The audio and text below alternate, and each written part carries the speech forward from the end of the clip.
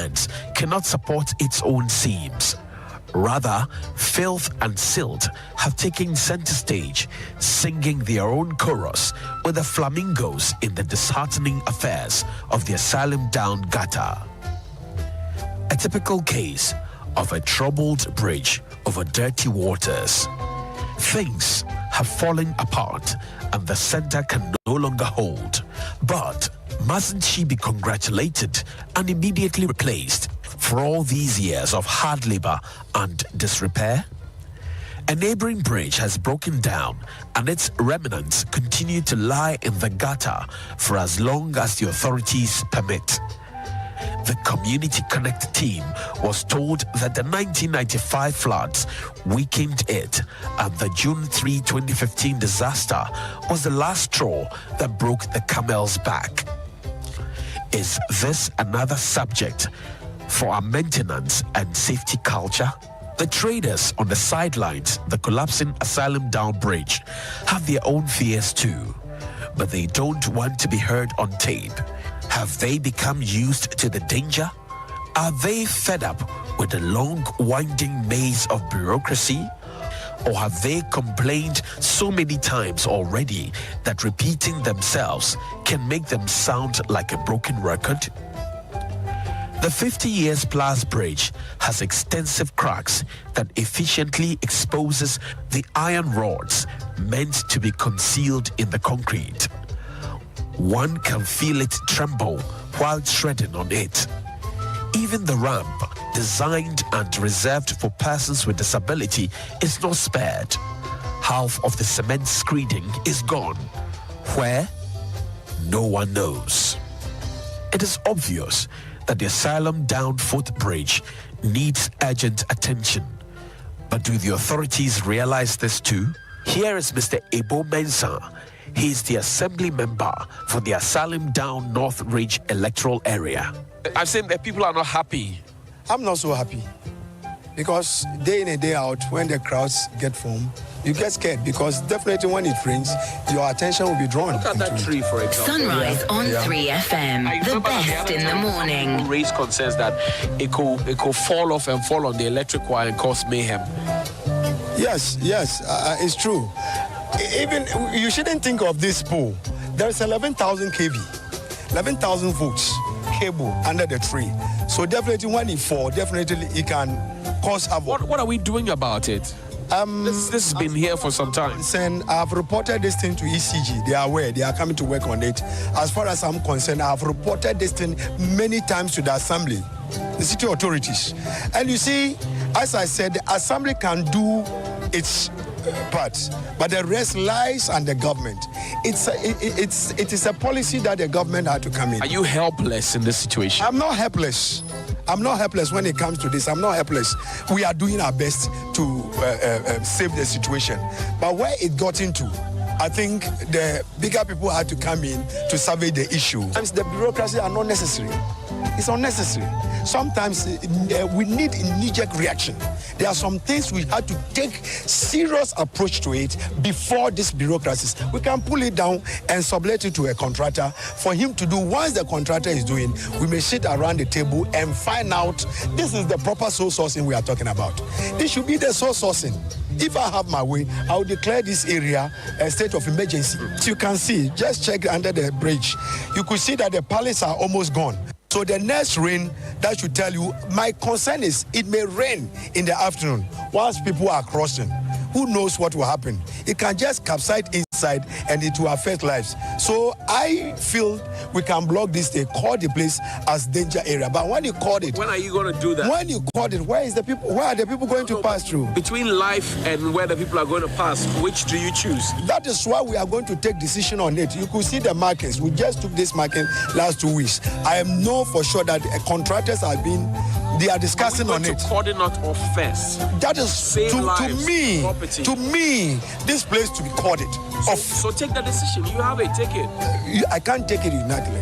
We should sit at the committee to come out with the reason why I feel. Oh, definitely we are going to meet either after Easter, Tuesday. Okay. Environmental subcommittee will be meeting together with disaster, which I'm both chairman to that committees. So we are going to take urgent decision to make sure that the place is going to be covered out and make sure that Sunrise on nobody 3FM, walks over the the bridge. best Because in I'm the afraid morning. if it rains this night, hey, we don't know what will happen tomorrow. The filth that you see come from Nima, Mamobi, Alaju, and environs. They just throw them in the gutter. Just pass through Deonston School up to Mamobi. Go and see heaps, fridges, containers. They are refuge from their homes. They pile out at the messes of the gutter, thinking the crowds will form. They will just throw it in. One day I took this upon myself and my team. We went there. We were nearly lynched. Because who asked us to come to that far to control them? Don't they have the assembly members? Ivy is a resident at Asylum Down. She enjoys her daily morning walks, and this bridge is a necessary evil that aids her to cross the gap over this huge storm drain. Hear her worst fears. It's scary because the bridge is virtually caving in, and I use it almost every other day when I'm going for my morning walks. Each time I get on it, I sort of get the shivers because just this morning I used it, and when I got on it, it just occurred to me that what if it should cave in? Is the National Disaster Management Organization, the Accra Metropolitan Assembly, and the folks in charge of drains waiting for a disaster to happen before they rush to wallow in pity parties, grab photo opportunities to make speeches, distribute relief items and compensation, and just go back to sleep again? These helpless people are not asking for a gold-plated bridge. They are Sunrise demanding on safety 3FM, and care the best in to the keep morning. them outside the domain of fear.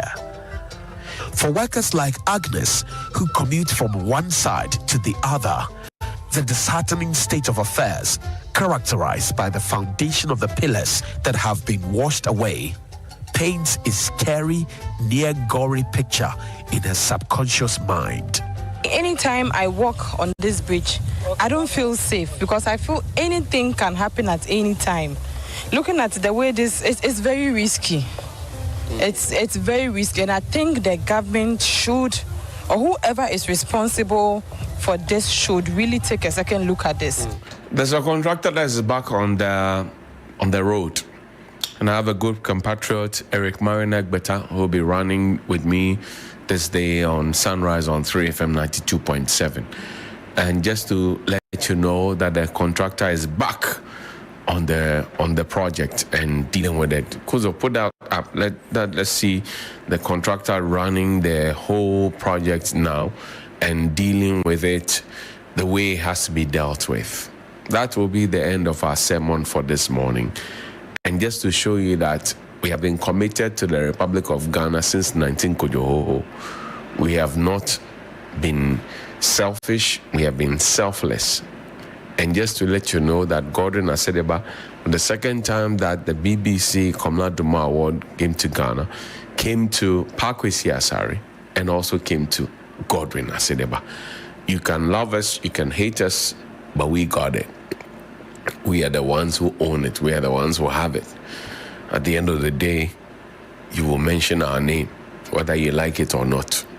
We are here, and we are here to stay. Please call me 055-924-2717 and 0556.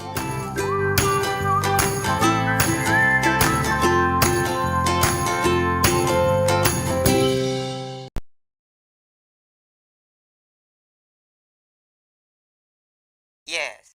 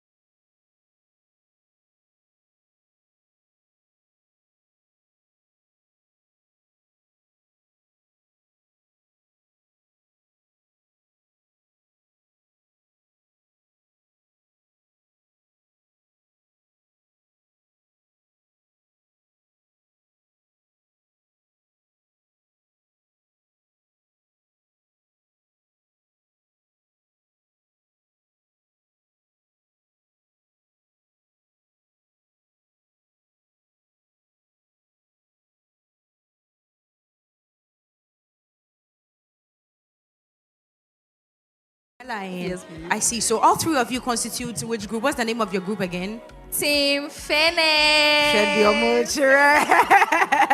Anyway, we wish you the very, very best. Make sure the meal is sumptuous.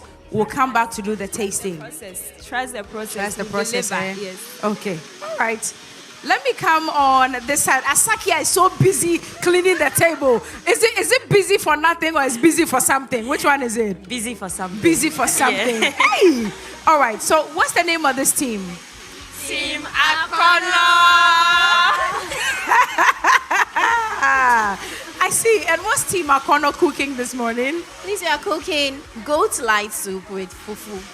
Goat light soup Yes. with fufu. Yes. And what special Gino or Pomo ingredients are you using?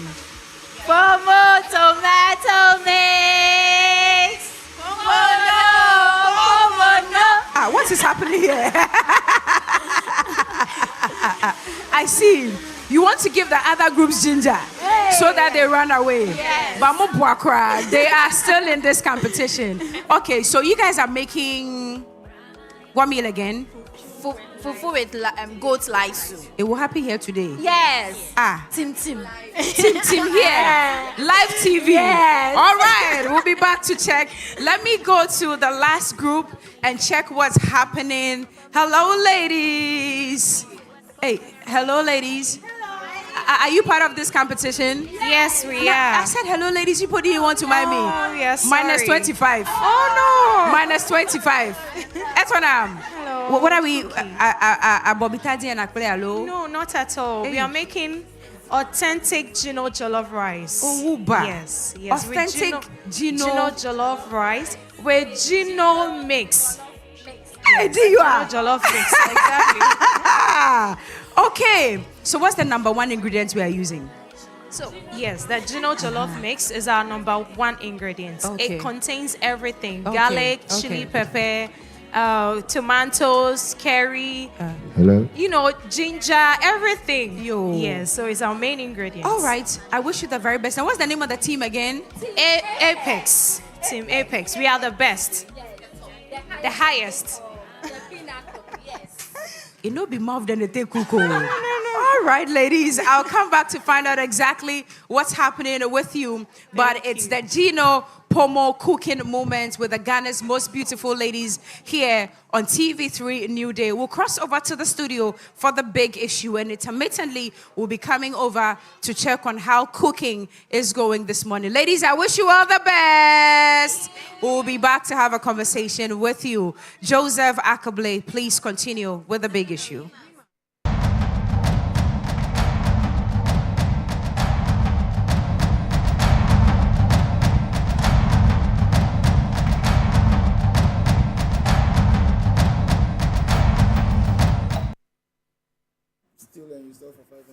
They're still live on New Day here on TV3. That is Cookie joining us with the GMB ladies. They are cooking, and we can't wait to join them at the kitchen. Once they are done, I'm sure we'd want to taste and see how it's going over there. But it's a very important part of the program that we are bringing in terms of the time with the GMB ladies. The Gino Pomo cooking event that is taking place this morning here at the forecourt of TV3.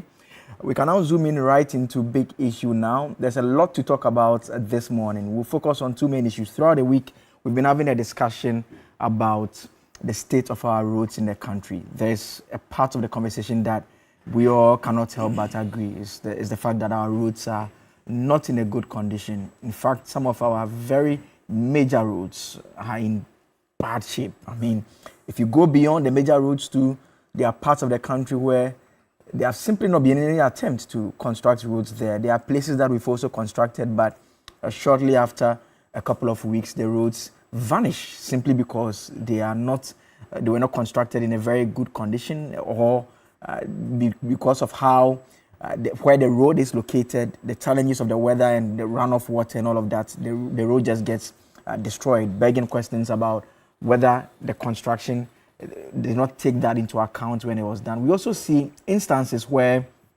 the roads will begin construction, but it takes so long to complete it that it becomes a nuisance.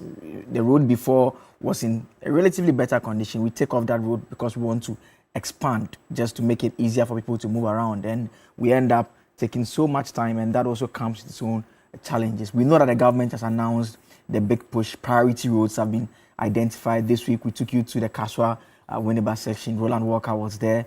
He showed you how things were playing out. We know that the dust was a major problem. We also went to the Ofanko and Sawom aspect of town as well. We saw what was transpiring there. Now, I went there twice actually.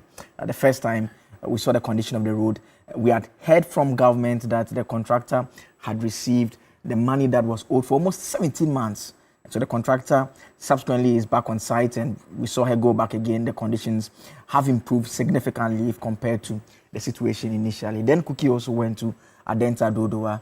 We saw how that also looked at, very similar to the Kaswa Winneba situation as well. And so in the course of the discussion, many of you sent messages. Even this morning, you've sent a number of messages telling us about how bad your roads are. It's like a competition. I mean, when we're doing the Ofanko and Sawom, someone told us that Adenta Dodoa is worse. I mean, the same way when we're having a discussion this morning, people are also sending messages telling us that no, what we are showing is even better. And so it's a big conversation that we all have to pay attention to. And what we are trying to do this morning is to ask the question of the financing model. We've tried various models in times past, because we would have to construct roads, would have to, more importantly, maintain those roads just to ensure that they don't deteriorate to the extent that we now have to now undertake a complete construction on its own. And we'd also have to now ask the question that if you are going to construct new roads and you're going to maintain them, what is the dedicated source of funding? I'll tell you what we tried to do with the road fund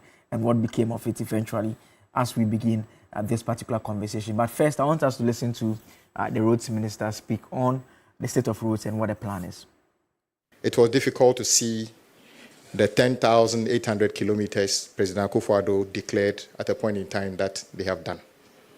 It was difficult to see even 1,000 kilometers of roads in good condition in only one location, let alone 10,800. We have done the transition, we want to transition to electronic and automated tolling system, enhance transparency and auditability of revenue inflows, improve user experience and reduce congestion at toll points. The ministry has launched a concessionaire pre-qualification process so far. Public advertisements have been done. A pre-qualification conference was held on the 3rd of July 2025. 12 firms have submitted applications currently under evaluation. Proposed new toll rates have been submitted to Parliament via Ministry of Finance to determine the rates we are going to be charging when the toll is implemented. We are hoping that this will be based on electronic platform. There will be no physical barriers in on any road, and the tolling would only apply to roads that are engineered. You will notice that whenever government changes, there's this tendency for people to be interested in managing as a load stations. My brothers and sisters, whatever money we collect in terms of penalties, and let me repeat, whatever you pay with respect to as a loading is not a fee. It's a penalty for wrongdoing. So our aim is to make sure that as a loading would, the accruals will be zero. Those of you who have seen part of the road Agona Junction to Takwa, which was done less than a year ago, part of the reason that road is almost gone is partly because of as a loading, not entirely because of that. But many other roads across our country are in a very deplorable state. We intend to do something about this, and then we have recommended a stiffer penalty regime for those who would not abide by the rule and overload. So you will see that the fees and charges that will come up, we are intending to hike the penalty for overloading on our road from 5,000 Ghana cedi to 50,000. You shouldn't be worried.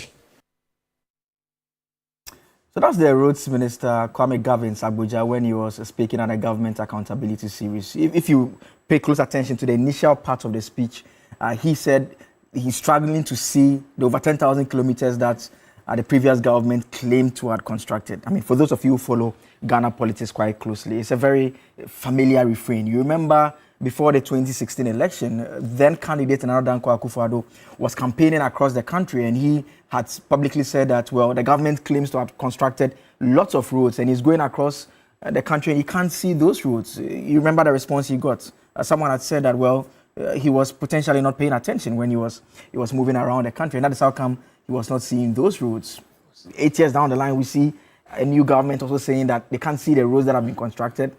Then we've heard the responses from the elements in the opposition camp also say that, look, they've constructed lots of roads. And so the road discussion just is one that there's always a bit of politics in here and there, but the fact remains that it is a part of our national life that everyone relates to.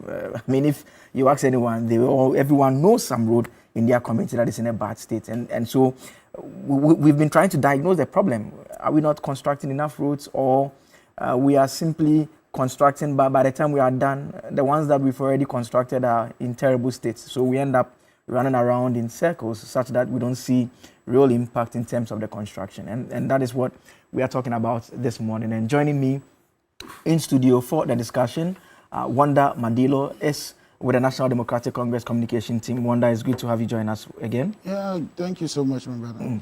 Next to Wanda is Dr. Kwabena Bomfe Jr., a CEO of Census, also a lecturer at the UPSA. Doc, thank you for joining us. Thank you for having me. Ebo Bachman, senior communicator, Movement for Change, also a financial and economic analyst. Ebo, a regular on the Friday. He supports drafts. I don't know which division they are playing. We have something positive in common. We both support the best team on earth, aside from Kotoko, Barcelona. Yes. You agree with that, right? I agree. That one I agree. But you agree that Kotoko first before Barcelona? No. Aboncha first before Barcelona. Okay. And next to Ebo, my friends in Virginia, I'm tired. You've been asking me all the time. You said, where is Prof? Where is Prof? Me, I didn't know where Prof was. I didn't know. But Prof is back. Prof Enoch Opoku-Entry is a governance and policy analyst. The people in Virginia are very happy to have you back. I'm sure you are not in Virginia, right? No, I was in Wisconsin. Okay. Yes. But it's always a pleasure to be here. Yeah. And I enjoy being here to share knowledge and wisdom with my people. Because for far too long, we are behind in building roads. Yeah. Great. And I want to start with you, Prof. I mean, when you step outside the shores of Ghana, and on Tuesday when we had a discussion on an aspect of the road conversation, one of my guests was making a point that anytime you travel to any advanced economy, advanced country, said the first thing that screams at you is the state of infrastructure. And once you move from the airport, it's mainly roads, and you always see that we seem far apart. Right here in Accra, you just have to go a few kilometers from the airport, and you just see that our roads are in very bad shape. You move around a lot. I mean, is that the same sense you get anytime you go out and you come back? Yeah, I get the same sense, and sometimes I ask myself, what wrong has my people done to go through this kind of terrible situation? I remember I was on Key Point a year ago, and Miracles Abuaje attacked me when I asked the question, is there a road minister in this country? And we are back to the same thing. So if you Google, you'll see what happened there. You see, the problem is that the roads have become more of a political good instead of a public good. We are doing politics with our road. Now, let me tell all politicians, MPP, NDC, it is not your money that you are using to build a road. It's the taxpayers' money. If you travel outside and you see a lot of the roads, I was telling my family that sometimes I want to roll some of the roads, put them in my bag and bring them here. Empty roads. There are alternative routes. If this route, this road is being worked on, and this summer, every road in Europe and North America is being worked on. Just a little break, just a little hole. They are patching it because they don't want it to deteriorate before they fix it. Schedule maintenance, which is a problem here. So let me start it this way. All over the world, we have public goods and private goods. Now, the private goods build on the public goods. So the public goods are good roads, good infrastructures, hospitals, schools. You talk about parks and gardens, police system, the law. These are public goods. Now, if these public goods like water system are not functioning enough, it is difficult to build private goods. Because without the public good that the government should do, the private sector will always struggle. You can't have a meaningful manufacturing if you're struggling to get water or electricity or good roads. These should be functional, and unfortunately, we don't have them. So just 72,000 kilometers roads is what we have in Ghana. And out of the 72,000 kilometers, less than 23% is paved and constructed. That means less than a quarter of it. So 77% of our roads are in a deplorable state. And the worst thing is if we are going to our homes, access roads, it's worse. But all these are done for everybody in the advanced world. So how do we bring engineering, and mix that with politics and policies, making sure that we have enough funding to do our roads? And I think that the way they do roads is quite different from the way we do roads. Our engineers do roads in Africa. They get sand, make sure that they raise the road. You don't need gutters. You raise the road with sand, and then they cut it along this way, and before you know, the roads are always up so that there will not be flooding. Here we have to construct gutters and go through a whole lot of process. I don't know where we learn our engineering from. And it is not helping it because it is more costly the way we build our roads, and it doesn't last. So we have to look at the construction side. The other thing that we have to look is lack of maintenance. So inadequate funding is one of them. We don't have a lot of funding. It's because government allocation of budgets to roads is woefully inadequate. This government has increased it, I think, by 155%. That means almost doubling it. And that is a good thing. But I'll quote the figures very soon. So inadequate funding or insufficient allocation of funding for maintenance and road construction is one of the key things that we have to look at. The other thing is lack of scheduled maintenance. We wait till all the potholes and everything become so deplorable that we can't pass through those roads before we begin to write big grammar looking for funds to fix them. We don't have to do that. Scheduled maintenance. They have what they call bridge stress tests in Europe and North America. What they do is that every 2-3 years, they stress test the bridges to see how potent they are so that the bridges will not collapse, and they'll keep working on it. Scheduled maintenance, like I said, every summer, every road is blocked. And then you have other ways you have to pass because there are alternative routes. Look at the Kasua Road.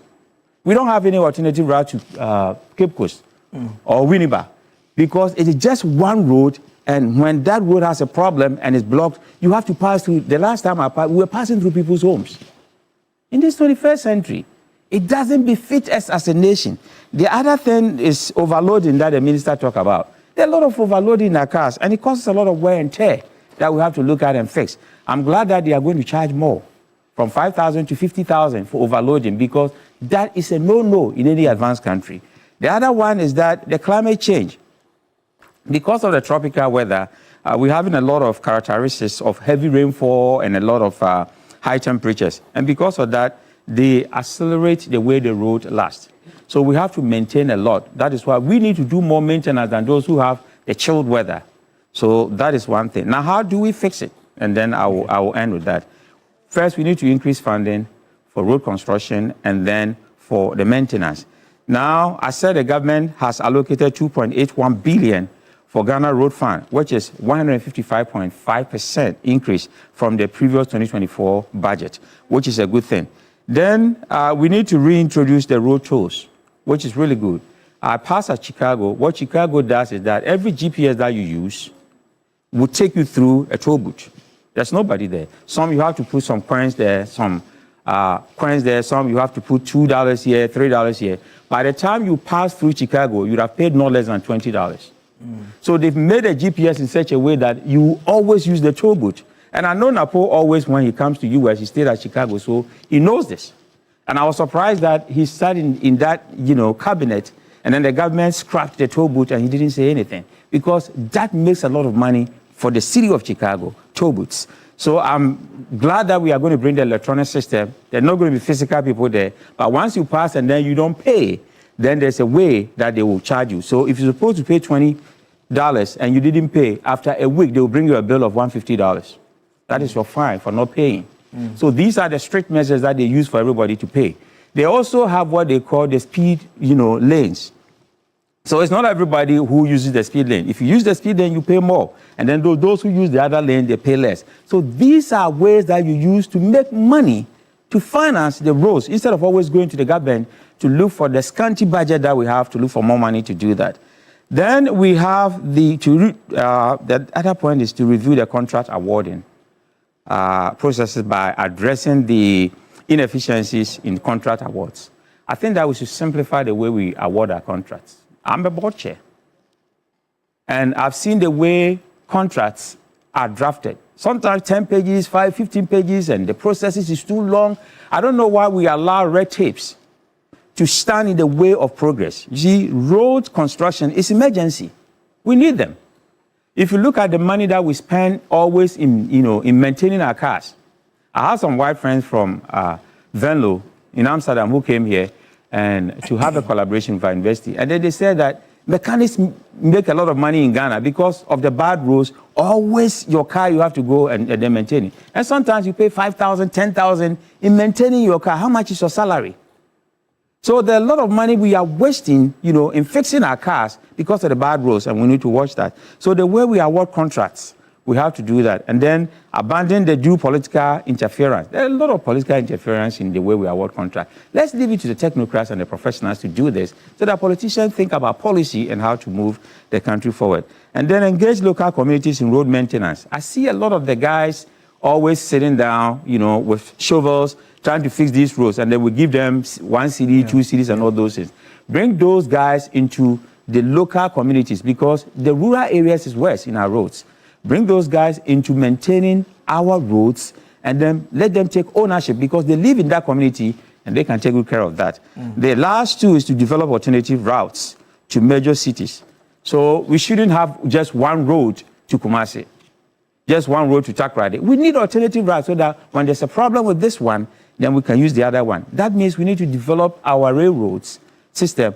We can even do sea transportation because we have some rivers that we can, build some ferry on and then be very effective. Now people in Chicago are using the river, river transport to go to work and come back. So we should look at other alternative ways of fixing it.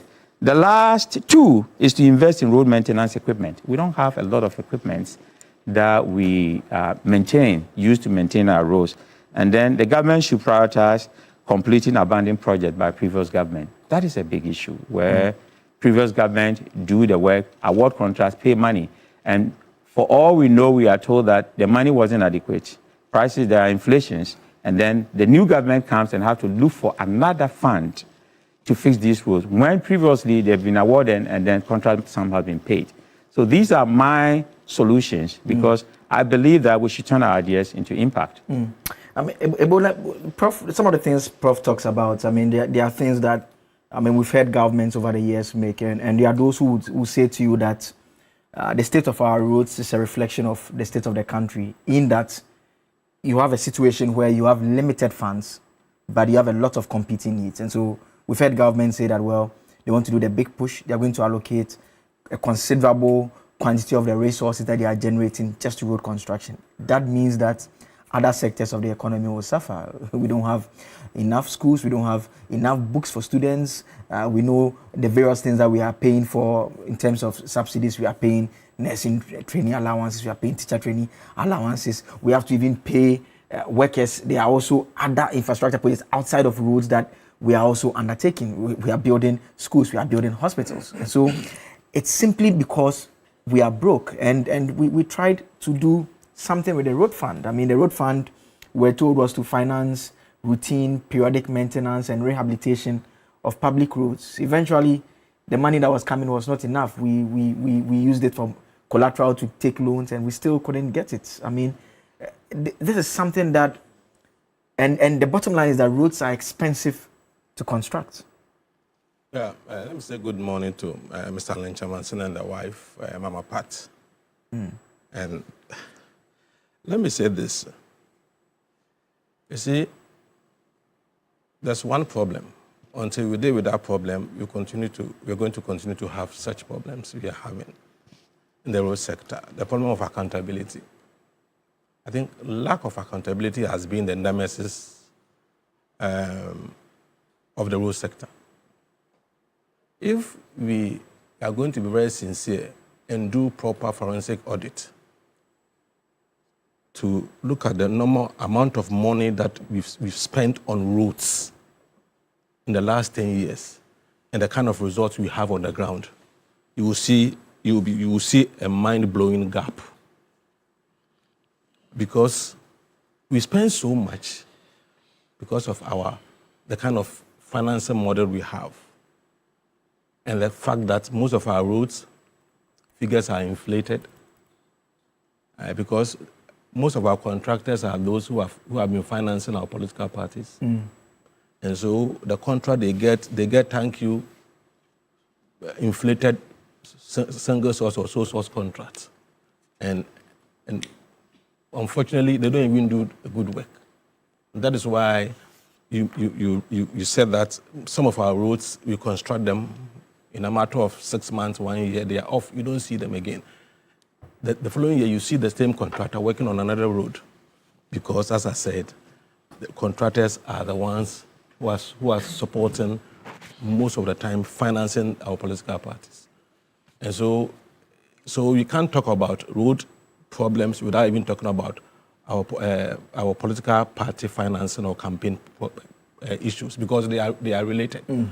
And any economy that has done well or is doing well, when you enter that country, you can easily see by the kind of road network they have. Because your road network will determine whether you are a good economy or not. Because, I mean, how can you increase productivity with bad roads? How can you increase production with bad roads? How can you improve your tourism with bad roads? How can you reduce the cost of production with bad roads?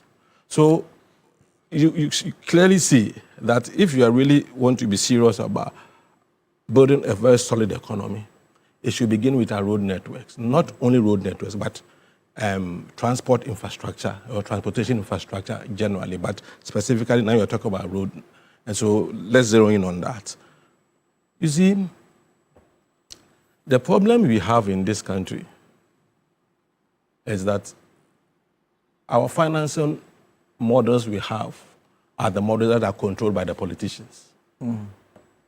If you go to countries like South Africa, Kenya, Uganda, even Ivory Coast, Nigeria, Senegal, some of the financing model for the highways and trunk routes are either PPP or private sector concessions, where the private sector is giving sometimes fiscal and non-fiscal incentives to invest heavily in the road sector.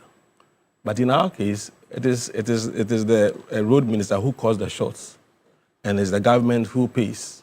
And so once it is government money, then a certain percentage must go into someone's pocket. That has been the problem. So I believe that, yes, we need to develop our economy by having good roads, but we also need to be sure that we have a financial model that the politician cannot manipulate so much. And that is where the issue of BOT comes in, PPP comes in. Others have done it, and they've successfully done it. So what stops us from learning from them? If you go to Rwanda and other places, I mean, they've done it, and some of these people who finance their roads are still there. We can, you know, if you like, we can learn best practices. Yes, from some of these people. And so we have a long way to go. I've said it. If Ghana wants to be competitive, I'm speaking from an economic perspective because of my background. If Ghana wants to be competitive, one of the areas we need to look at is cost of distribution, and road sector plays a very important role. Because if you look at the issue of cost of production, the cost of distribution is part of cost of production. Because in economics, as we always say, production is not complete unless it gets to the final consumer.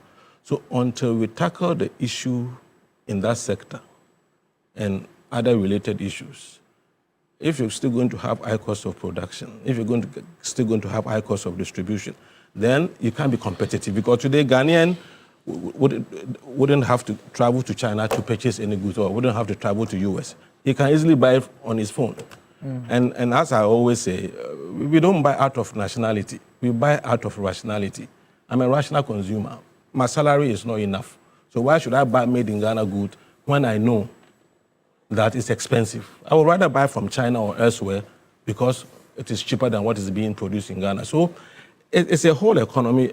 Road sector we need to look at it as an economic good than a political, if you like, football thing. That look at the situation where one government begins a project and it's annoying. You say, Prof, you said something like that. This is NDC project, as if the loans they take in the name of their political party. This is MPP project, as if the loan they take in the name of political party. They take the loan in the name of the country. We are the ones going to pay, and they label it NDC project. So when another government comes, they don't want to continue, because if I continue... I mean, potentially the part of the point you make about the contractors and the link to the parties could explain that, because if a new party comes, they would also, instead of continuing, they would want to give their contractors other routes to do and abandon the ones because the previous routes, the unfinished route, the money is gone already. Yeah. So why should I continue? They would also want to give new contracts, and so that is why this lack of continuity is also a problem in our governance system.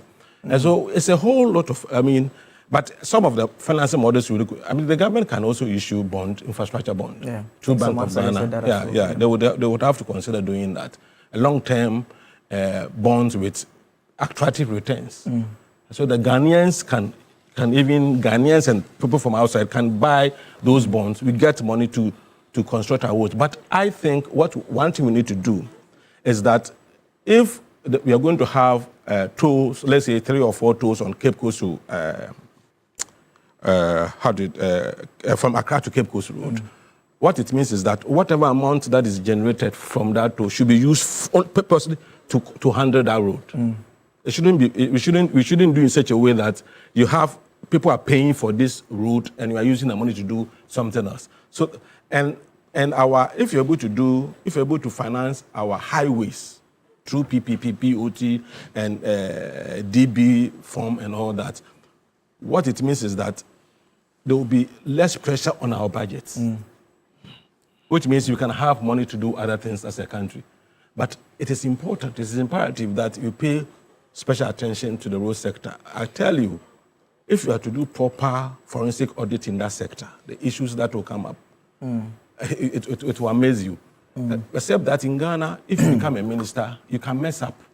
Once your party is out of office, you are free. Nobody questions you. We don't call you to answer any questions in respect of what was given to you to do. So people come to office, they do whatever they like, and the annoying thing is that once they go out of office, they tell you, fix it. It's because I couldn't fix that, why I was voted out. So you fix it. They know they create problems, and they tell you to fix it. And it's become a cycle. We need to break that cycle and hold people accountable and responsible for the work we give them to do. So that people will even find it difficult to become ministers. It shouldn't be so attractive to become a minister because of the things you're going to do. Sometimes it should be difficult for you because the kind of responsibility you have, the kind of accountability you'll be subjected to, would have to discourage you from even becoming a minister. We make things so easy for people in this country in the name of politics. And I think we'll have a long way to go. But page 54 of our book, GTP, you've given some policy prescription in respect of the road sector. And the president has a copy already. So we expect that some of the things we suggested in the book will be given consideration. And let me come to Doc now. And Doc, the question really is, do you agree with the role of politics in all of this? And maybe I'll preface it by saying that, if you followed our politics closely and our road construction works, you see that, and this is very difficult to say, but I'm going to say it. If you watch, anytime MPP is in power or NDC is in power, you see specific road contractors handling major projects. When there's a change in government, you see another a number of major contractors handling road projects. It's a fact that we have to confront if we want to deal with this. Okay, so to begin with, I get a bit surprised when people tend to either pretend or claim politics in issues. Life is politics. Okay. So the politics is not so much the problem, but the kind of politics we do. Do we do politics with standards?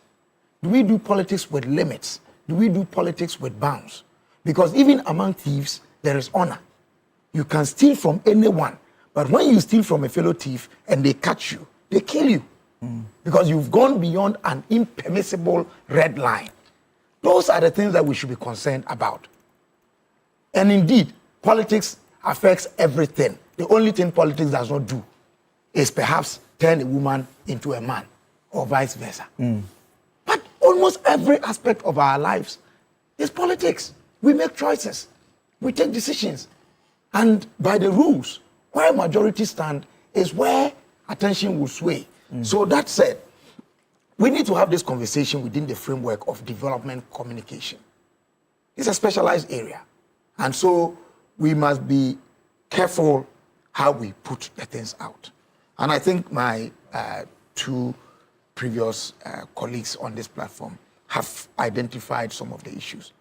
For me, the starting point is the mindset of us, the people, and the verdict that we have on all these conversations. Do we see roads as an integral part of our development, and that roads are just a dimension of the transport area?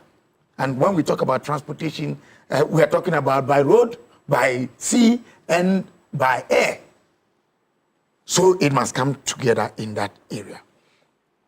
If that is the case, how are these areas or dimensions complementing one another? If you over-concentrate, and the only way by which you can move transportation-wise is by road, then you are going to have problems. What alternate options are there? We're talking about alternative routes, or routes, as the Americans will want to put it. But whatever it is, whatever it is, there must be options available to us. So that point must also be made. It is not something that we have not even thought about or discussed. Marine transportation. You know, the Akosombo project included marine transportation, and it was a part of the 7-year development plan. This was discussed and thought through and documented and actually began in 1963. What happened?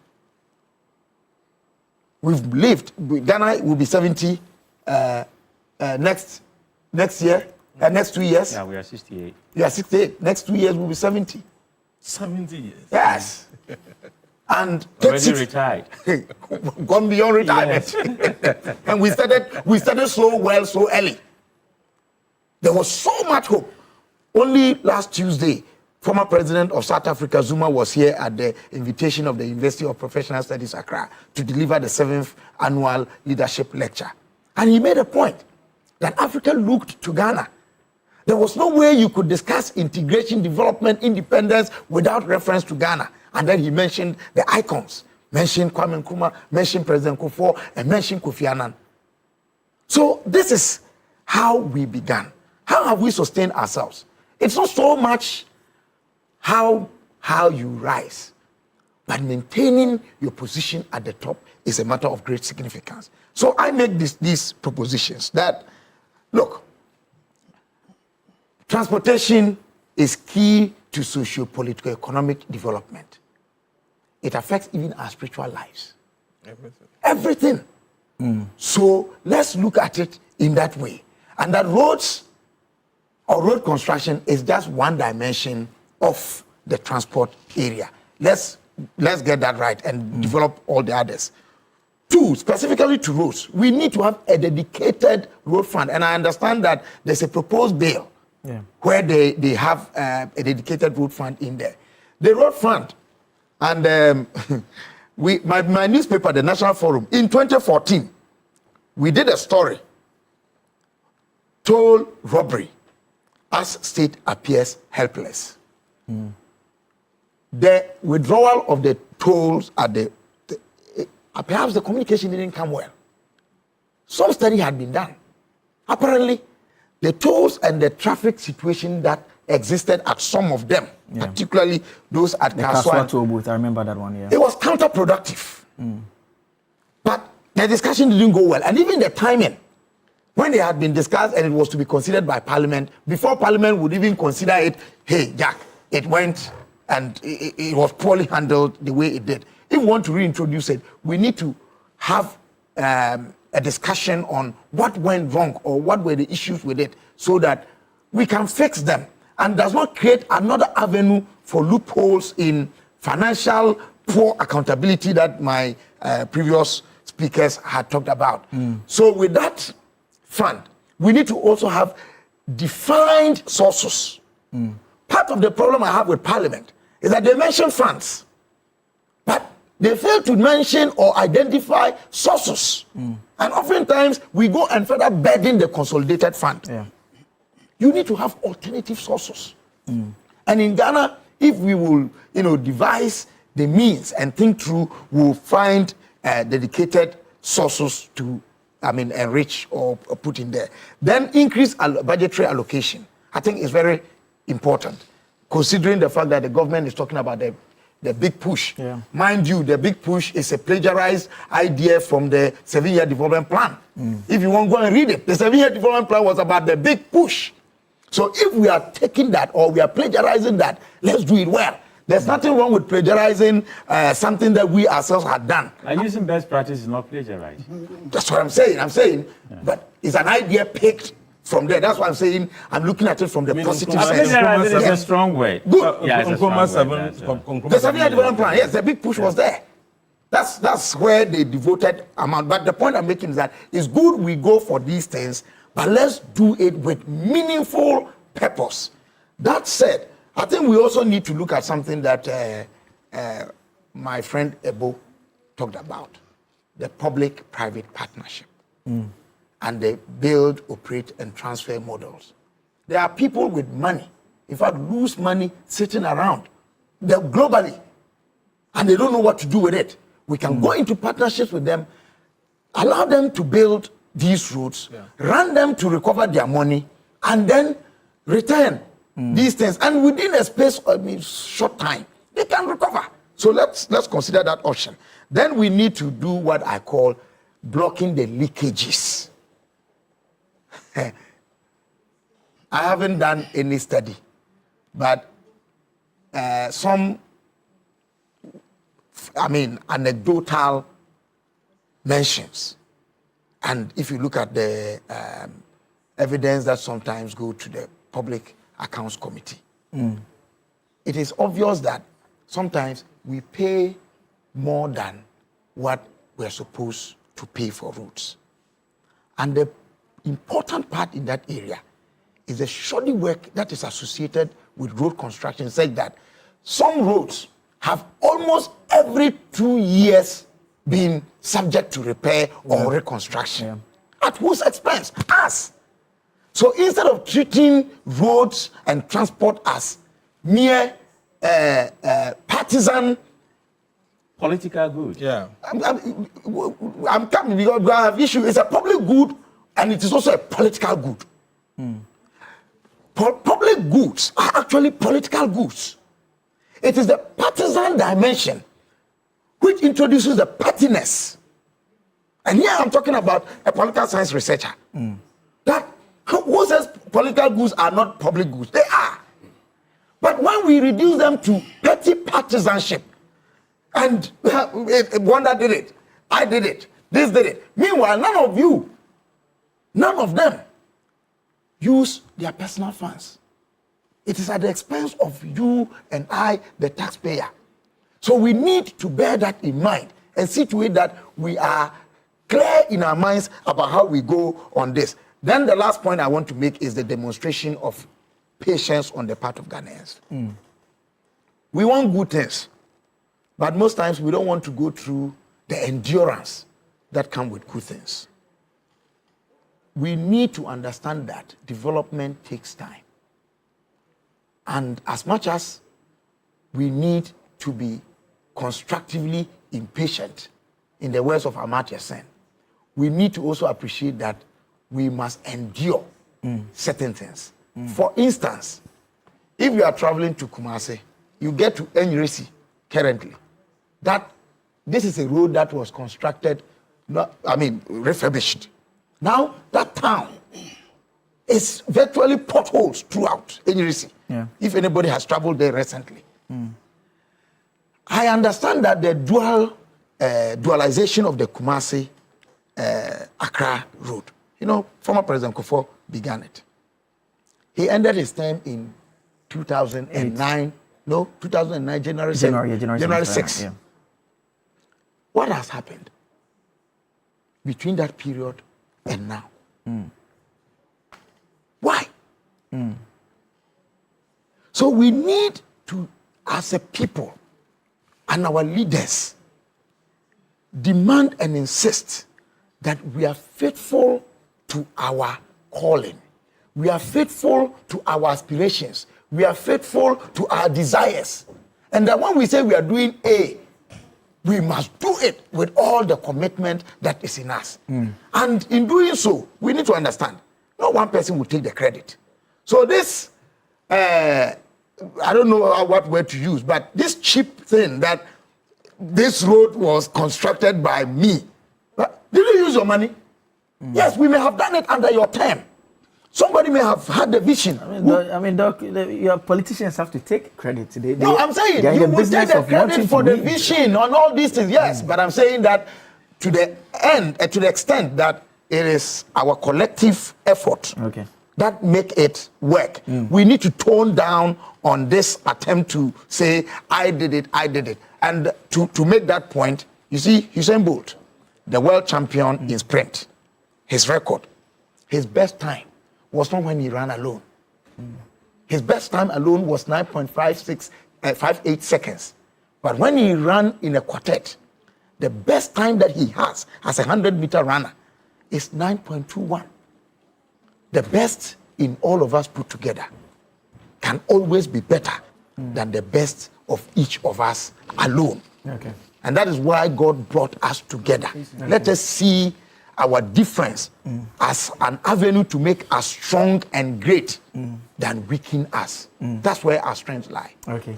And let me come to Wanda now. And Doc made reference to the 7-year development plan. I understood the angle he was coming from, in the sense that if you look at the blueprint and you look at what the government wanted to do under infrastructure, basically it's the foundation that, if you look at even subsequent governments, we are talking about the same things. So, for instance... But I beg you. Yeah. Prof, you see, the issue with plagiarism is failing to credit or identify source. That's the point I was trying to make. The prof on plagiarism. No, I'm not educating you. I'm saying the reason I made, you said it was a strong word. Yeah. And that's using it because they failed to source the use of the big push. That's what I said. So I took it as ex-CPP man or what? What has that got to do with my partisanship? For the news president? Yeah, in 2005. So you contacted with Okujeto? Yes. Okay, now I know you. Because I was at news too. So I know now the trend. And Wanda was there too. Yeah, I was 2009. I became president 2009. Yeah, we handed over to Mane Boama. Yes. Okay. So when we did congressional Atakwa, and then he handed over to Bawa. Bawa. Yes. So all news guys here.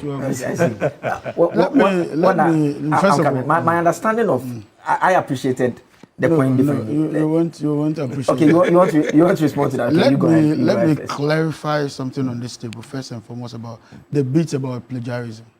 The NDC owes no credit to the 7-year development plan in crediting it.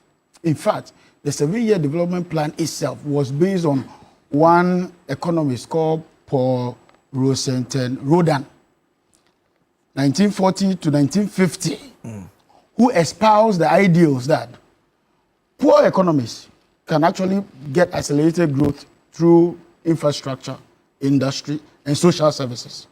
And he espoused this so well that the idea was that if a country wants to grow quickly, one of the ways to do it is to invest in these areas, industry, infrastructure, and then social services. That was in the 40s. Nkrumah's development program was launched in 1963, 63 to 1970. How does an idea that was originally espoused by somebody in 1940 to 1950, then Nkrumah picks that up. Of course, he's inspired by the ideals of that economic theory, picks it up, draws a 7-year development plan. Then another person draws a plan somewhere in the year 2025, and you say you should give credit to, and not the original ideal of the one who introduced the theory. Really, where did we go wrong? The big push name was mentioned by that economist, not Nkrumah. Even Nkrumah's own did not have big push in it. What he had is that an agenda to grow the country through infrastructure. That's the reason why they will invest in big projects like the VRA, the Tamamoto Way, and all the others, because it was part of the plank of development when it comes to, what we call the big push agenda. So please, the NDC did not plagiarize any document from the 7-year development plan. In fact, after 1970 to today, there have been several development plans in this country. We've had medium-term development plans from the National Development Planning Commission, the National Development Planning Commission. Every 4 years, we'll go into 3 years or 4 years, go into drawing out a plan for this country. So it's not the case that anybody should be crediting 7-year development plan. I understand that you're excited about those plans and all that. But the economy has moved on. Society has moved on. Countries have moved on. There have been new theories of development and all that. We're talking about 7-year development. Go and look at it and see how relevant some of those things are today. We can make progress. Let me make progress. Let me make progress. We're not talking about the plan. You said the 7-year development plan was plagiarized, and that we should have given credit to it. You are making about the big push idea. Okay. It wasn't the plan. Was that the 7-year idea of Nkrumah patented? Let's stay on. Was that patented? There's knowledge lying in the heads of only one man. What is this? Okay. You may have your own issues with the NDC, but then you shouldn't get to this level when you think that you should do everything that comes out. There. Yeah, can we make progress? Yes. On the bill, wait a minute. Go ahead. You may have your own issues, but it hasn't gotten there. But I want you to listen to it. Yeah, go ahead. I want you to listen to it. We've not gotten there. No, hold on. We've not gotten there. Go ahead. What is this? The point about the plan that I wanted to draw your attention to is the fact that so if you look through it, and I have the plan here, chapter 6, it deals with infrastructure. So the key tenets of infrastructure, there is road, bridges, and ferries, which forms under transport and communication. If you go down a bit, it talks about railways, it talks about the Volta Lake transport, it talks about air transport, it talks about shipping as well. I mean, it even adds electricity, placing it under it, and it goes on and on. Yes. These are things that are around the table before discussed. And there's a part of it that identifies, it makes the point that at the time this plan was drafted, the infrastructure available, they said in terms of the capacity that we have, and I'm reading from page 124, it says, although it has been pointed out that the existing infrastructure is more than adequate for the present level of economic development, it is the intention of the government to continue to invest in infrastructure so that the implementation of the agriculture and industrial projects outlined in this plan is not handicapped during the plan period. So the point being made is that there are those who blame you, the MPP and the NDC, to the extent that you've been in power for so long. They're saying that way back in 1960, we wanted to accelerate our development through infrastructure, even though we had more infrastructure available than we actually needed. And you have simply failed us over the period to break that gap and also undertake the development, so that now we are in a deficit, basically. It's not entirely an argument to sustain. Why so? Why so? Because, you see, what was the population of Ghana in 1970? Within that period, I mean, I'm coming. What was the population? No, if you go to the 60 period, we were less than 5 million. Of course, we were less than 5 million. You know how many? What are we? We are 30 million plus. Number two, prior to 1970, we had no coup.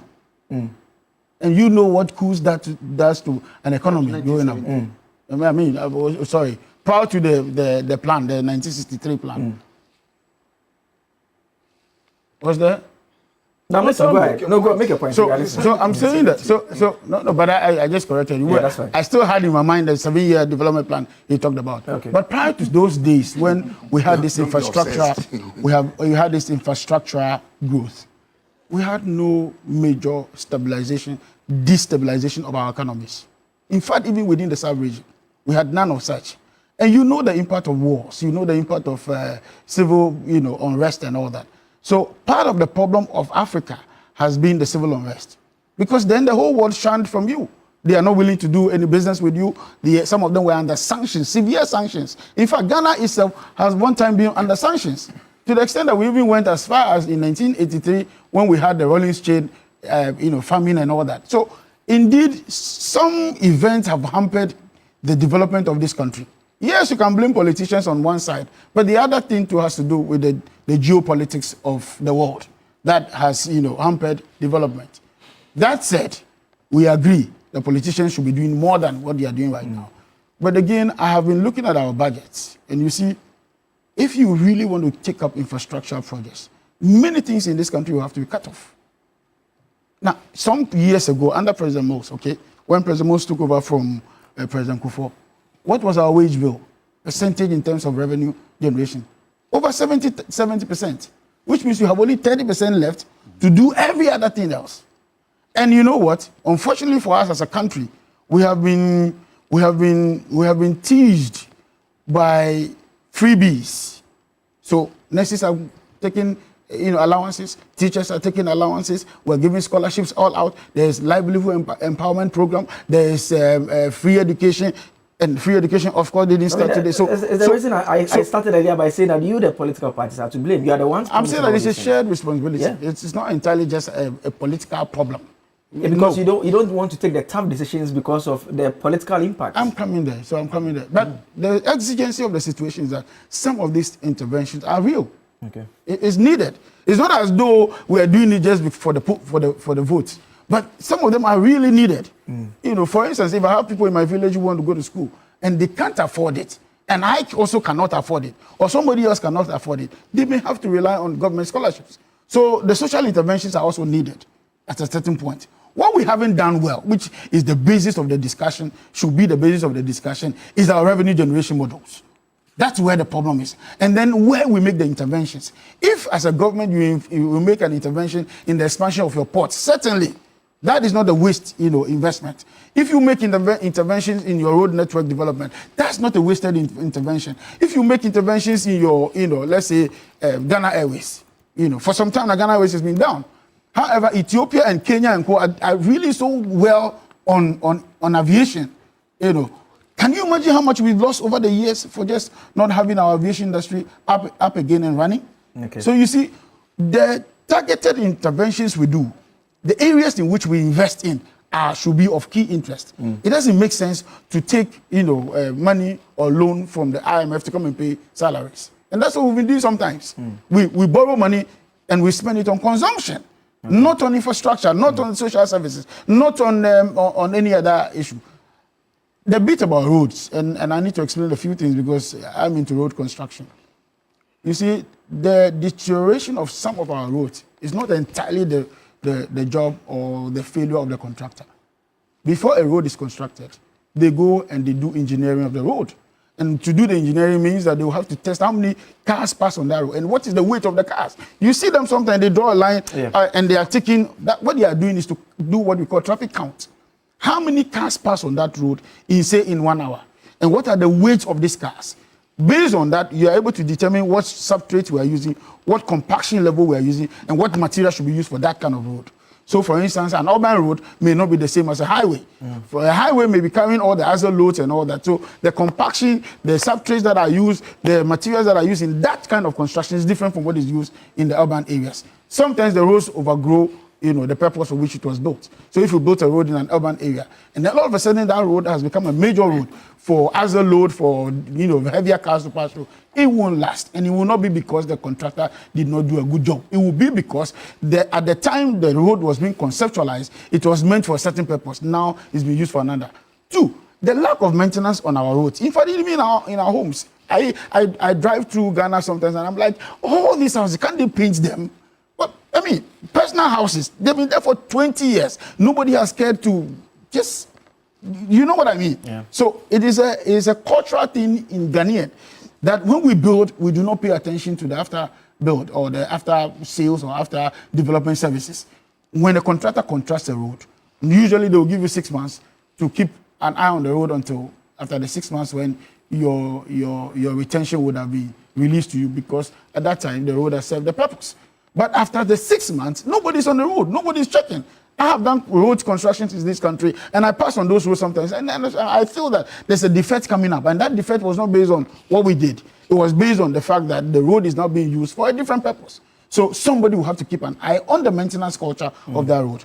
When we suspended the payment of tolls in 2021, every year, as at that time, if we keep all the road, toll booths that we have, we're generating 78 million Ghana cedis yearly for the roads. And what were the sources of, what were the purpose of those monies? For maintenance, for us, bitumen surfacing, for all the other things, you can call it rehabilitation or whatever the sort. But indeed, the problem has been that knee-jerk reactions. What's the essence of cancelling if indeed it was because there was traffic? I mean, Wanda, you are into road construction. Yes. The amount you mentioned, I mean, you agree that if you compare that, and that's I have seen the productivity reports. Bro, half a loaf is better than none. No, but those monies, you agree they can't really do much. I'm saying half a loaf is better than none. 78 million Ghana cedis then is a lot of money. Even to today, it's a lot of money. You're talking about 7.8 million Ghana cedis if you're using a 10 Ghana cedis exchange rate. 10 points. How much are you collecting from that? You agree that the more logical approach should have been, what should have been the alternative such that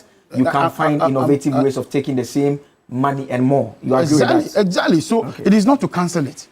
The thing is not enough. That's fine. You want to find ways to make it enough, more, and you cancelled it. That's counterproductive. Okay. Number two, there were other roads at the time that were beginning to look like roads that we could toll. For instance, I can show you Accra to Aflao. We had, the only one we had at the time was the motorway. Then they introduced one somewhere around Dawa.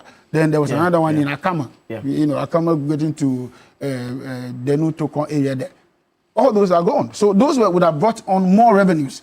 The Winneba Road was also being constructed. You remember there's one at, it's very close to Cape Coast. What's the name of this road? Mori. Mori Junction also had one. And many others were coming up. Even from Temaran about to Akusumbo, we had one around before Akuse area there, just after Michelle going there, you find another one there. So others were coming on stream. What do you need to do? It is not true, okay, that road tolls brings traffic in any country. It's not true. Unless you have the wrong system in collecting the tolls. Abroad, is that the same thing? I mean, but when someone complains about the road toll bringing traffic, he means the system we have here. So what do you do? So I mean, if you make the general, because if you make the general statement that road tolls in themselves, when I'm coming, because if you make the point that if you make the point that road tolls do not bring traffic, if someone says it brings traffic, he's referring to what was at the Kaswa. But who has the responsibility to change that system? Which is why I agree with you that it was about the innovation, and that is how come we're all excited about what the roads ministers announced about how they intend to go about it. But I mean, one final question to you. I mean, to the extent that the big push, what it's trying to do is mainly to allocate significant a portion of our national resources to the road construction, it means that if we do not think of a regular stream of financing, I don't know whether the innovation we are doing with the road toll will generate enough to sustain that. We may come back to the same discussion once again. You see, if you go to the free zones area, they still have a road toll there because that road is not under GOG or anything of the sort. So they collect the tolls and they're able to use it to manage themselves. Now go to that place and find out what are the figures, what are the records, and how much revenue is being made, whether there's any leakage at all. In fact, extend that even to electricity, the way that place is being managed. They make electricity losses of only 3%. The national grid makes electricity losses in excess of 30%. So it is not entirely the case that it is the introduction of such things that is causing the problem. It is how you introduce the systems that have been put in place. And I think that the road toll can come back. If it has to come back, let it come back in an electronic format. You go to the free zones there. People don't have to pay to go through it. A lot of the times, if you have the electronic card, you just go through, drive through. And so why are we not doing some of these things to generate the right revenues that we're looking at? Number two, the road toll itself, road fund itself has been in debt for many years, many years. In fact, by the time the NDC was taking over power, almost 67-point-something billion was owed to contractors. To contractors alone, 67 billion. Like some joke? How do you give contracts out without funding? I know road projects like maybe Accra, Winneba, Kaswa, they have some funding sources. If you look at the Mr. Wampokwase, they also have some funding sources. but part was GOG. It was only the flyover that was the African Development Bank. But the road itself was GOG. Have you realized that the flyover has been done? However, the GOG funding source has dried up. So we are in a hurry to promise, we're in a hurry to start projects without proper funding source. Don't tell me GOG is a funding source. It can only be a funding source and a credible one if the money is available for it. Not that you are now programming how much tax you receive in the next year, and so you are awarding contracts based on what you are yet to receive. That's where we are awarding contracts based on projections. And when that is not done, the following year another one is awarded based on another projection and never gets done. So this is where the difficulty is. And I think as a country, as a people, as journalists, as media people, as the legislature in particular, when they are approving some of these deals, let them look at the exact source and especially the availability of the money, not projections. Okay. Just a minute to everyone so that we wrap up. Let me start with Doc first. I'll come to you, but I'll come to you shortly. Yeah, Doc. 1 minute. There are roads that are funded by donor support. I've just received information. There are some donor-funded projects under the Ministry of Local Government. Contractors have raised IPCs to continue their work, but the current finance ministry is not releasing those monies for more than 8 months. Meanwhile, the money is sitting at BOG. We call that propaganda. I don't need to. You see, we come here to share what we think, we believe, what we hope to have. All right. I don't think that it will be fair and right to do this kind of. I think it is not right. We all agree on that. Good. Okay. The most important thing is that there are roads that come with donor funding. Those ones, the money is sitting there. Okay. So if the contractors will have issues after they have raised certificates to receive so they can continue, obviously, then there's a problem with our system. Okay. And those are some of the things that going forward we need to work on. Okay, Ebo, 1 minute. Yeah, I think for me, in response to something that my brother Kabila said in respect of the toll booth, for me, the toll booth decision was the most senseless decision that anyone could take. I mean, if there's a problem with traffic, you solve the problem with traffic. You don't deny the country the kind of money we were getting from the toll booth. And so it is highly, almost inconceivable that anyone would want to. You remember at the time there was a justify that. You know, at the time it was around the e-levy conversation. You remember that it was used. They wanted to use it as a bait to get public acceptance for e-levy. E-levy, that is what it was. The most senseless decision. No one should just try to attempt to justify it in any way. But once again, the point is that you agree that the scrapping was necessary, but the failure to have an alternative way of taking the same money was what made it problematic. I don't get it. The scrapping of what? The scrapping of the toll in that existing form, having the structures in the middle of the road where we all have to be in our cars, wait long hours to get there and pay. I'm saying the scrapping itself was senseless. Okay. That's the point I'm making. Okay. I mean, we shouldn't have scrapped it in the first place. The gentleman is saying that the issue of we being... No, I understood him. Because I was making that point. Let me those of us who travel to Cape Coast, I mean, in terms of the way we were taking it, because I was very familiar with the Kaswa, the one at the barrier one. I mean, you agree that if we had an innovative way of taking the same money, that made sense than how we were taking it at the time. So you don't scrap it. So you don't scrap it. You develop alternative. Absolutely. That's the point. That's the point I was making. I mean, Prof, final. 3 things. We need to fix our roads. We need to fix our roads. And we need to fix our roads because they are terrible. Talking about bold decisions, if you look at freebies that we are giving, a lot of our money goes into scholarship, and we are talking about scholarship for people who can even pay for their case abroad and here, and then we give them freebies. But they don't even come back to the country. Yes, I spent $195,000 student loan in getting my master's and PhD, but I'm here. Some people have scholarships, and they are there. They don't want to come back home because we love the country of our birth. Now, they are not giving freebies. Yes, there are food stamps. There are daycare vouchers for those who cannot afford. You know, and even if you go to the cafeteria and you are eating, they subsidize it for those with low income. Not everybody. Okay. But we have a lot of allowances, we have a lot of freebies, and we should be using this money rather in creating manufacturing. I am wishing that every region should have at least 2 or 3 manufacturing. Okay. If they employ about 500 people and 3 individuals depend on them, that is 1,005 people depend on this manufacturing, and the money that they earn, they will be paying taxes, and they can also pay the fees of their kids. Okay. Let's concentrate on jobs, and manufacturing, and stop freebies. Because when people have jobs, they can pay taxes, we get the money, and we use that to develop. If we are using 70% of our money in paying emoluments, and we have less than 30% for capital development, then how can we develop? All right. Lawyer, but can you charge those people who scrap the toll booth for causing financial nationalism? I'm sure it's a decision. Yeah, you should be able to do that. I made a point, and Kabila is not very excited about it. When I said this, no. I'm not going back to that. Okay. Now you played you played the ministers. Yes. And how many months did you say the people were in arrears? No, for that. Did I talk specifically? No, I'm just saying that. No, but I'm coming. Kabila, I'm not talking to you. When I'm talking, I'm responding to the host. I'm talking to the host. I'm saying that he's responding to something I said. When I said it was propaganda, he retorted. Is that not it?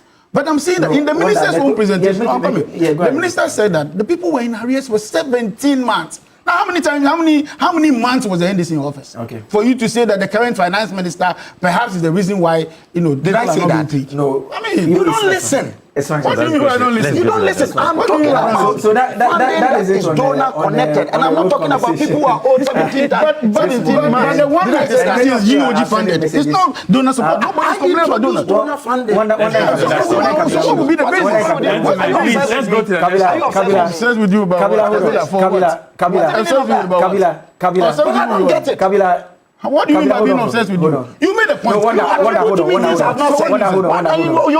on the same program. No, did you say that the finance minister is unable to pay them? Or people have raised certificates? Did you say people raised certificates? Wonder.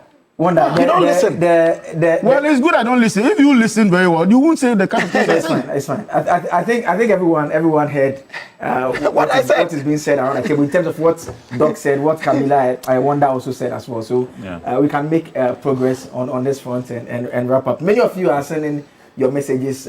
Some of you have seen you talk specifically about the toll booth points. I mean, the point that is being made is the fact that the toll booth was scrapped. We all agree that it resulted in revenue losses. Again, there is the general consensus about the fact that how we were collecting tolls were problematic. And the new government has announced, the previous government even hinted that they were reintroducing it in an innovative way. The new government has also announced that they are doing just that. That is the context within which we're having the conversation. And I don't see how that is lost on some of the comments that are coming in. But that is fine. We can now move on and focus just with the limited time we have on the issue about EOCO and what they are trying to do with stolen vehicles. I mean, it's something EOCO has been doing for a couple of months now, a couple of years actually. They've been arresting individuals who are driving cars that have been flagged as stolen cars that have come into the country. One that has made the news, it's not a stolen car per se, but it's a car that the FBI has flagged as being connected to an individual, a Ghanaian, who has actually been convicted of various offenses in the United States of America. And that is how come they tipped off the EOCO here in Ghana, and EOCO now identified the car as being in the possession of, you all know who, Shatawale, the big music icon that we all know in this country. And he has been in the custody of EOCO now. But the bigger conversation centers around how such cars that are coming into our country, they come into our main entry points. And in the long run, the question that many are asking is that if the car has problem with it, whether it's stolen or it's process of crime, how are they getting into the country in the first place? And that is something that we could all fall prey to. I have a friend who bought a car from a dealership and it ended up being a stolen vehicle. And so how do we check and ensure that this does not keep happening? And I want to start a conversation with Wanda. You started with me. I'm switching it around this time around. Okay. I'm starting with Wanda. I'm starting with Wanda. And Wanda, the focus of the conversation is about what the FBI, what the international agencies are doing in trying to track down these cars. And I have seen a report that have actually tagged Ghana as a hub of those cars coming into the country. We seem to have, is it fair to say, a lab system, if I'm to put it that way? No, let me try and put this in perspective.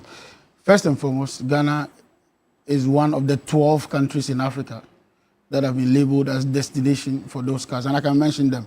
Benin is one, Burkina Faso is two, Cabo Verde, which is Cape Verde, Cote d'Ivoire, Gambia, Ghana, Guinea-Bissau, Mali, Mauritania, Niger, Nigeria, and Togo. So there are actually 12 countries in West Africa that have been labeled as destination for those cars. But if you see a certain trend in the names I mentioned, Benin is French-speaking, Cote d'Ivoire is French-speaking, Guinea-Bissau, I think, is also French-speaking, right? Mali is French-speaking, Niger is French-speaking, and then Togo, French-speaking. Out of that 12, almost about 7 are all French-speaking countries. And then you also trace it back to the countries from which these things are coming from. Canada, France. Both countries are French-speaking countries. Canada and France are French-speaking countries. And earlier on offline, I was explaining to you how some of these things are done. A lot of it is actually from insurance. People buy these high-value cars, say $1 million, then they pretend that the car is missing. So it's actually a collusion between the owner, the original owner of the car in the US or anywhere, and the third party that is bringing it. And they don't bring it directly to Ghana. Ghana perhaps will be a last destination, but they will have to take it to other countries. So if I bought the car for $1 million and I'm able to offload it for 800,000 or 700,000, I'm fine. I've made some good earnings. And some of these cars, the original manufacturers are beginning to put in silent tracking systems that hooks on the brain box of the car to the original manufacturer. Sometimes there are some cars in this country that you just have to call the original manufacturer and they will reset your car for you wherever you are, whether from Germany or from wherever, they can do it for you. So when the insurance companies pay this huge amount of money or buy these cars for their clients, they are alarmed. So they report to Interpol. FBI takes over. And then they start tracking the car. They discover that the car is either in Togo or Benin or in Ghana or Nigeria or whatever. So then they speak to their West African ally, including your country ally on Interpol. They start tracking the cars and they're able to find the cars. That's why they don't stop every car. They have some suspected cars that they will stop, maybe depending on the year, the value and all that. So it's not entirely the case. And I can give you the trajectory of events.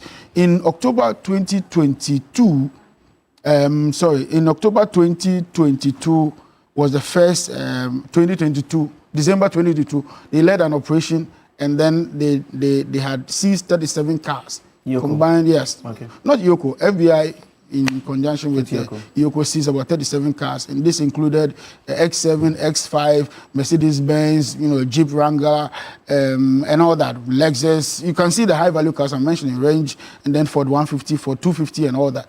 2023, there was a follow-up action. In 2023, they did not. What they did was that EOCO issued a court-ordered freeze on 95 suspected stolen luxury cars. That's why the EOCO boss came out to say that they have a lot of cars parked in their yard over there. And now the question is, what if there's a fire outbreak? The question is if somebody bungles those cars. The question is if somebody gets to steal them again, then it will be a problem for EOCO. So it's even costing the state to keep those cars in their yard, having to provide security and all that for all those cars within this period. And that's a concern. Then in 2025, March 17 to 30, there was another operation. It's called Operation Safe Wheels. Operation Safe Wheels, an Interpol major-led West African operation, revealed Ghana as a hub for stolen vehicles, especially from Canada, from France, Germany, and the Netherlands. So it is not entirely a case that Ghana was just all of a sudden or the only country that has been flagged. Like I told you, there are 12 other countries that are on the list. We should be doing more in that respect. Okay. Listen, cars, real estate, and something else are all avenues for money laundering. We need to wake up to that reality. If I manage to take something abroad and it's illicit drug and you paid me over there, I can't bring the money together. One of the ways is to invest in those things. Either say that I'm coming to do real estate or say that I'm going to buy these high value cars and give it to the rich people, sell it off and all that. So it's beyond the question of being stolen, it's the question of money laundering, which government will have to be, very cautious about. Because all those things lead to physical, instabilities. So you end up having your inflation out of gear. You end up having your other fundamentals of the economy out of gear. So it's a bigger conversation beyond the stolen cars. Doc, in the context within which the country is being mentioned, among other countries, is something that we have to take serious. It's not a good image we are getting. No matter how long the history, we are confronted with a reality that there is something terrible going on in our country. And this is something that, fortunately for us, and I will say this is fortunate because the attention that we give to a problem is itself an admonition that we can or we should be willing to solve it. So knowing it and being conscious of it is key. And I don't know those who are privy to the workings with respect to EOCO and CID and BNI, now NIB. They know what kind of collaborative exercises they have undertaken with their international partners, Interpol, FBI, and the like. We live in a global era where partnerships are critical and key. So if this partnership has led to some fines, the key thing for me is to try to identify the syndicate and identify the individuals who constitute that syndicate.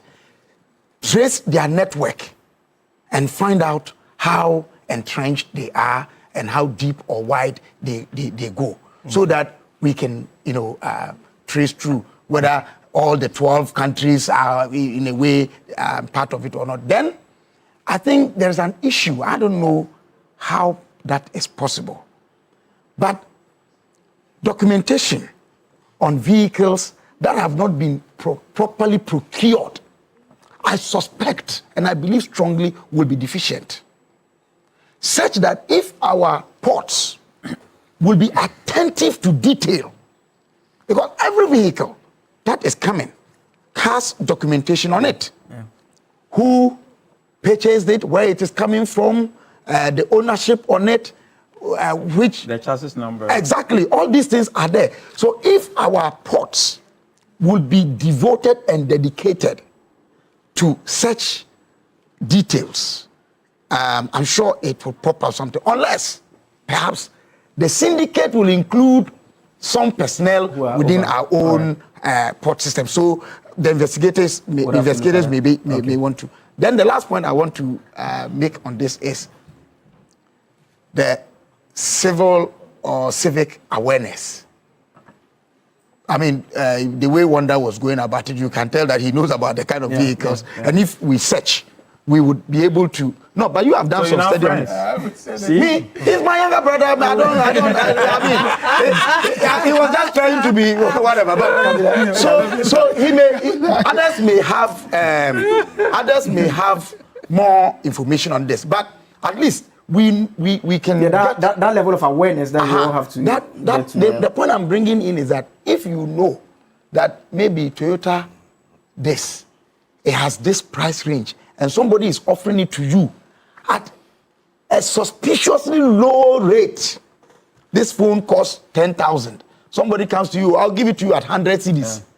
Because Lamborghinis are not sold for 150,000. So they are very high. If we are aware of that, at least we also be on our guard and to be able to point. And in there is the fact of, policing that involve the civilian population. Okay. Let us be security alert, and we can help in fighting some of these wrongs. Thank you.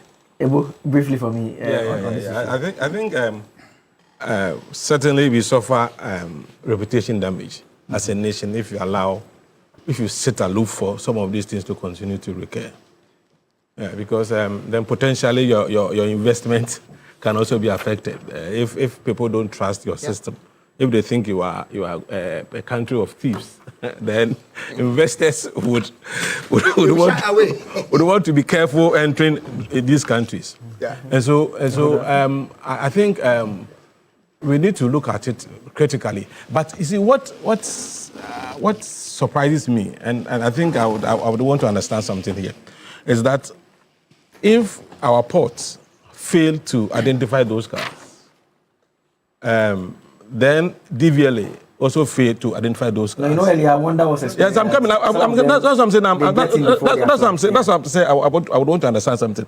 Because if they fail, or if they're not able to detect, probably at the time they enter, they are legit cars. Yes.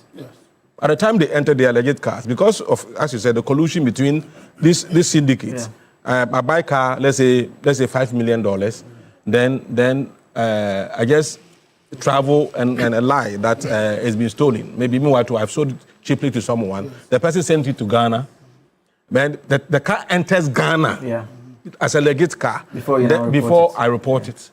Then it becomes a problem that the car is located in Ghana. Meanwhile, at the time the car was, so that is why probably our port people have, they've not been able to detect some of these things. But be that as it may, I think we should, as much as possible, also tighten up our security at the port and at the entry borders, and also the DVLA. We should be. I mean, I know these days. Being on the spot checks. Yeah, you know that we should be able to do more of these things to avoid, because it's not good. It's not good for us. In fact, it is not good for us diplomatically, economically, and even politically.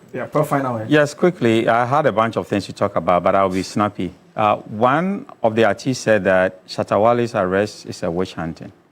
It is not. It is not. It's not a witch hunting, and I want to explain a couple of things. So, buying stolen product is a criminal offense internationally. And U.S. is a place that you cannot forget. You know, you can sexually harass somebody, you can steal something, you can take 10, 20, 30 years, they will still track you and get you.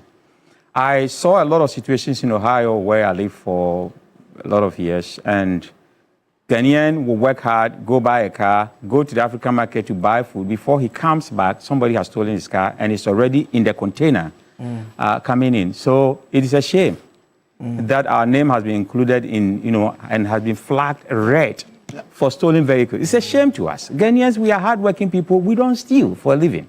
You know, we work hard. There's dignity in work. So we should educate people that there's really dignity in work. Then cars are not bought in the street. So if somebody says that I bought my car in the street, I'm a third party, you can't buy luxurious cars in the street. That's another thing. Then it has nothing to do with politics, you know, and it has also nothing to do with his competitors. So some people think that, well, his competitors are behind this. There's nothing like that. And I was explaining why. So new reports have shown that 40% of even those in advanced countries hear the news the first time from influencers. And Shatta is one of the influencers. That means he has a brand. So what EOCO is doing is to even protect his brand, because if this continues, he cannot even travel outside for shows. You know, so they are protecting his brand. Is it brand? Yes, thank you. I've not eaten this morning. That's then I'm glad that he apologized. Yes, I'm glad that he apologized. It means we are human. I'm glad that. And I like the way you guys reconcile. You know, one thing I've noticed from mature politics is that if somebody is a mature politician, they have friends in the other side of the aisle. And that's what we should learn from. It really helps. So I'm glad that Shatta has apologized. And this is the time to educate people that stolen phones, stolen products, anything that is stolen, you cannot buy them. And then the last thing that I want to talk about, there's even laws for artifacts, that you cannot buy an artifact from a source that you don't know. Then the international laws is what I'm going to quote quick. There's what we call the principle of national ownership. It's embedded in international law. So buying goods from sources that you are not sure could land you into trouble. Then we have the National Stolen Property Act that prohibits transporting stolen goods across states and then other countries. Then we have police auctions, and I'm coming to what Wanda is saying. If these cars, the Zeros cars sitting at EOCO are stolen, we have police auctions in America and Europe. Why can't they collaborate with our EOCO? Either we send the cars back to America, then they can auction it because it belongs to the insurance companies. These cars have been insured, and then somebody has stolen them, and then the insurance company is supposed to pay that person, you know, for the comprehensive. And that is why the insurance companies are doing due diligence and searching for the cars, because if you look at the probable cost and it's stolen, they are not going to pay you that amount. Then we have, as a buyer, two things, then I will end. As a buyer, you have a buying responsibility to verify goods or product history to ensure that you are buying from authorized source or a seller. The lawyer say caveat emptor. Exactly. Buyer beware. Exactly. And then the last one is that it's essential to exercise caution when buying a product, especially from unfamiliar sources, to avoid inadvertently purchasing stolen items. Thank you. Thank you very much, Prof.